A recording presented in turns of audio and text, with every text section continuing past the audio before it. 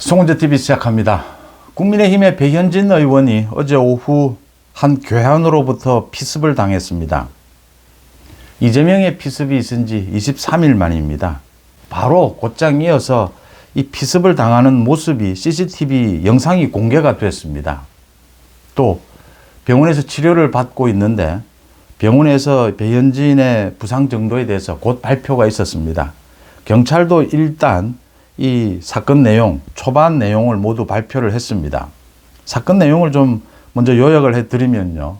어제 오후 5시 18분쯤이었습니다. 서울 강남의 신사동의 한 건물 1층입니다.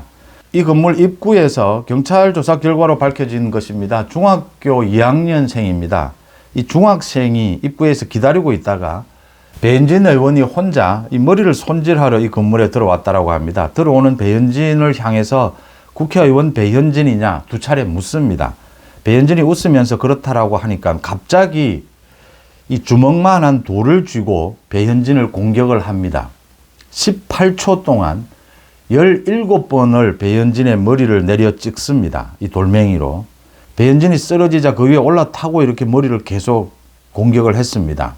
병원에 옮겨져서 1cm 열상이었습니다.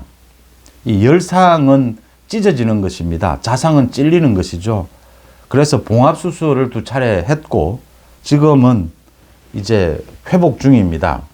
생명에 큰 지장은 없다. 이 병원 측에서도 자세하게 밝힌 것입니다. 또 경찰이 이 중학교 2학년이다. 이 중학생인 이 피습범이 배현진을 이렇게 공격을 하고 이 좀 상식적이지 않은 것이 있습니다. 그러니까 이 배현진에 대해서 머리를 공격하는 것이 이게 두세 번도 아니고 17번을 18초 동안 집중적으로 머리를 공격을 합니다. 그 다음 도망가지도 않습니다. 이 중학생이. 도망가지 않고 경찰이 올 때까지 그 현장에 있습니다. 상당히 정상적이지 않다. 그 다음 중학생이다. 중학생이어서 경찰이 이 신원이나 이런 부분에 대해서 더 발표를 할 수가 없다. 일단 생각해 볼 수 있는 것이 이게 모방 범죄가 아니냐. 이 중학생이 스스로 저질렀거나 아니면 누군가의 지시를 받았다라고 하더라도 이게 모방 범죄가 아니냐라는 생각이 가장 먼저 일단은 듭니다.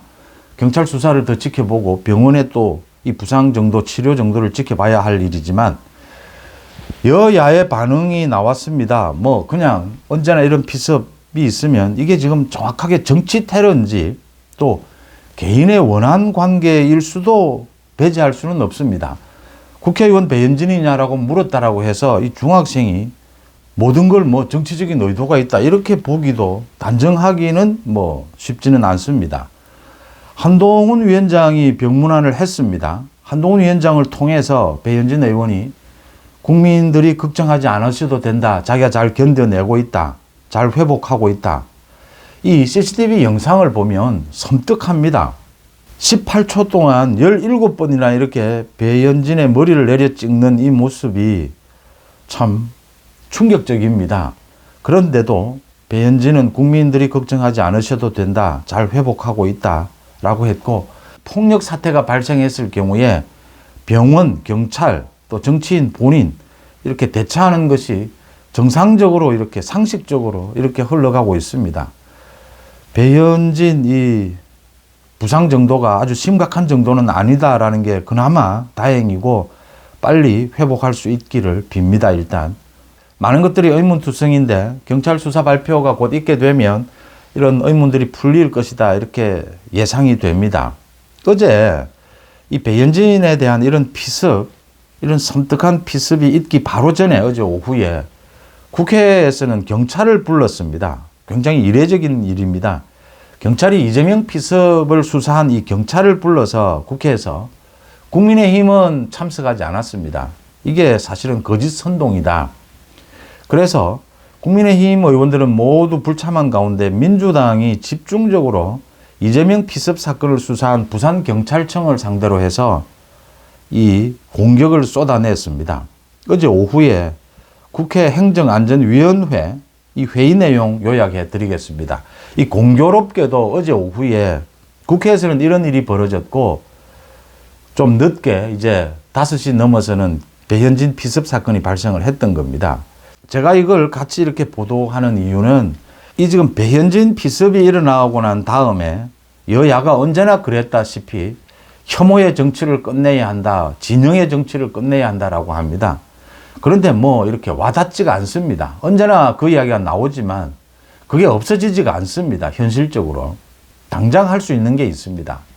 가짜뉴스 음모론만 뿌리를 뽑으면 이건 지금 당장 현행법으로도 엄벌에 처하면 상당 부분 뿌리를 뽑을 수가 있습니다.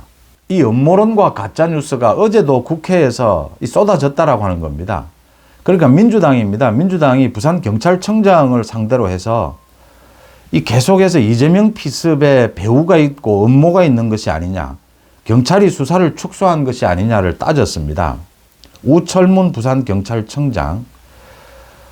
부산경찰청장이 상당히 제가 보기에는 말은 뭐 차분하게 했지만 굉장히 분노를 한 걸로 보입니다. 속으로는.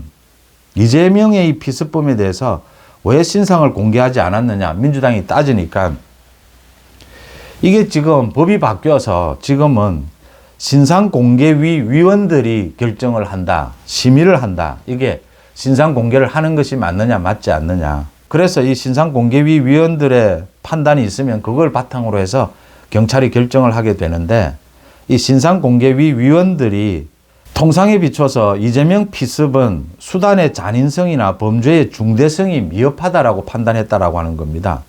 이게 잔인하지도 않았고 범죄의 중대성도 없었다라고 하는 겁니다. 민주당은 지금 야당 대표에 대해서 뭐 살해를 기도한 어마어마한 이 정치적 사건이다라고 하는데 범죄의 중대성이 미흡하다라고 했습니다. 정치적인 목적이라고는 하지만 개인의 단순 범죄다라고 하는 이야기입니다. 그러니까 또 민주당이 계속 꼬투리를 잡았습니다. 어제도. 2006년에 발생한 박근혜 전 대통령 때는 이 피습범을 신상을 공개를 했는데 왜 하지 않았느냐. 이 부산경찰청장이 이야기를 합니다. 박근혜 전 대통령 사건 때는 이 신상공개위를 설치하는 이 법이 없을 때였다. 그래서 경찰이 판단을 해서 신상을 공개한 것이고 신상공개위 이 법안이 만들어진 지금은 이 공개위의 의견을 참작할 수밖에 없다라고 했습니다. 그런데도 민주당의 의원들이 또 계속해서 부산경찰청이 사건을 축소하려고 하는 의도가 있었던 것이 아니냐, 책임이 없느냐라고 하니까 이제는 윤희근 경찰청장이 났습니다.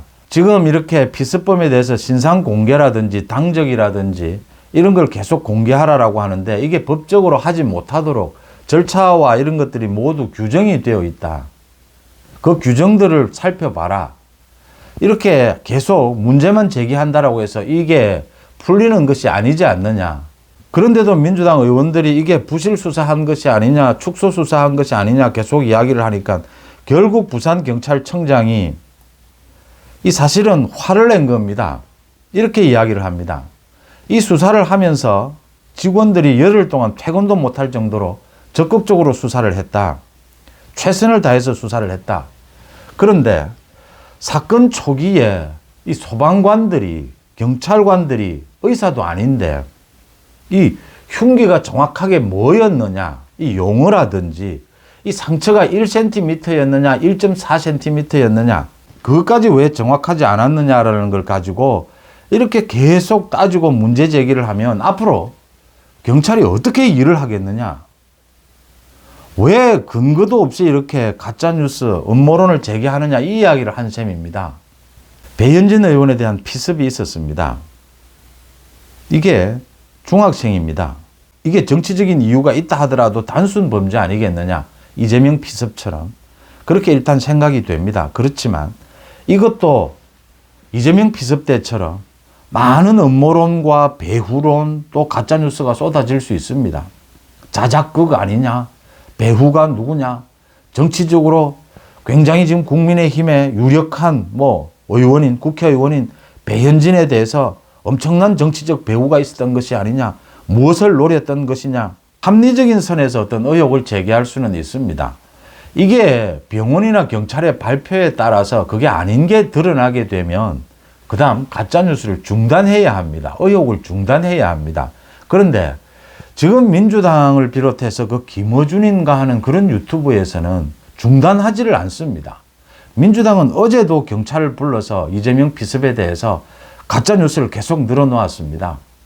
배경에는 혐오의 정치, 진영의 정치가 있습니다. 그걸 먹고 지금 가짜뉴스가 자라고 있습니다. 그런데 혐오의 정치를 지금 당장 현실에서 끝장낼 수는 없습니다. 끝장낼 수 있는 방법이 있습니다. 가짜뉴스를 퍼뜨리고 음모론을 퍼뜨린 정치인은 응징을 당하게 되면 철저히 우리 사회에서 격리시키면 됩니다. 가짜뉴스를 퍼뜨린 언론은 다시는 언론 활동을 하지 못하도록 엄벌에 처하면 굉장히 빠른 시간 내에 이런 것들을 없앨 수가 있습니다. 미국도 이런 일들이 굉장히 많았기 때문에 가짜뉴스를 엄벌에 처하는 법, 그 법안을 정비를 했던 겁니다. 우리는 지금 그런 법안이 없지만 현행법으로도 음모론을 제기하고 가짜뉴스를 한 정치인이나 언론인에 대해서 현행법 테두리 내에서 엄벌에 처하게 되면 몇몇 사례만 나오게 되면 곧 없어지리라고 봅니다. 이런 가짜뉴스를 퍼뜨려도 아무런 책임을 지지를 않습니다. 정치적인 책임도 지지 않고 법적인 책임도 지지 않습니다. 지금 현행법으로도 이 가짜뉴스를 철저히 엄벌에 처하면 검사도 엄벌에 처하자라고 하고 이 재판부도 엄벌에 처하는 이런 자세만 상당 기간 유지가 되면 이 가짜뉴스는 막을 수 있다라고 하는 것입니다. 이재명 피습 사건을 놓고 갖가지 음모론 가짜뉴스가 어제도 국회에서 쏟아졌습니다. 그러는 동안 그런 짓이 벌어지고 있을 때 이 배현진 의원이 또 피습을 당했습니다. 배현진 의원이 이 CCTV를 보면 상당히 섬뜩할 정도입니다. 그런 피습을 당하고도 그런 테러를 당하고도 의연하게 치료를 잘 받고 있고 또 국민들에게 안심을 시켜주는 배현진 의원의 태도가 정치인으로서 상식적입니다. 쾌유를 빕니다. 송재TV 마칩니다. 고맙습니다.